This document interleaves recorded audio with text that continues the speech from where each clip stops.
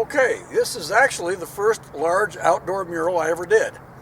And it was kind of a trade out with an art supply company that was in this building at the time. And he let me have my head as far as subject matter and size goes. The unique challenge to this particular mural is the extreme roughness of the stucco finish on the building. I also had the challenge of incorporating the band of color that sticks out 2 inches up there, but I think we overcame both of those successfully. I did this mural in 1998 on the 4th of July, and that week around the 4th of July it was averaged around 102, 103 degrees. This is supposed to be a self-portrait of myself up on the ladder painting the mural of a lady painting this alpine scene, which is based on Grand Mesa, which is a local mountain here a few miles away. And I'm very pleased with it. I just repainted it last year. I'm now using Nova Color paints from California, and they're far superior to what I originally painted this with, so they're not going to fade like it did before. This mural was commissioned by the 3R Appaloosa Ranch, where they raise miniature Appaloosas and miniature Australian Shepherd dogs. We chose to paint the Appaloosas and dogs in a teepee village in the plains at sunset, which I think describes the dogs and the Appaloosas very well. And I'm very, very proud of this mural. It was painted on steel panels in a shop and then installed on the end of that building. Well, now this commission was from the VA hospital in Grand Junction, Colorado.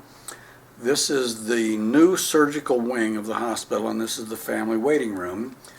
I decided to do a depiction of Lake Powell with a raft trip going on through the lake. And I especially love the colors and the overall feel of this mural. And I included portraits of some of the people that were involved in the project in the raft. And then I put some of their initials on the rock over there near the pictographs. So this is a very pleasant mural, I think, for the family waiting room here at the VA. I've done these murals for Orville Proctor here in Delta, Colorado, starting in 2010 for the one on the far left, which is the oldest, and then getting progressively newer as we go further along. But that's the way the station looked in the 40s, and that station was actually across the street over there where Taco Bell or Taco Time is now. And then this is the way the station looked in the 60s and in the 70s. I depicted some of the people that were in Orville's life at that time, and I'm now doing a final mural for Orville that will go above the window over there. It's going to be 5 foot by 9. These are 8 by 12, 8 by 10, and 8 by 16 feet. They're all in acrylic on steel panels. Well, as you can see, this mural is in sepia tone, which was the client's request.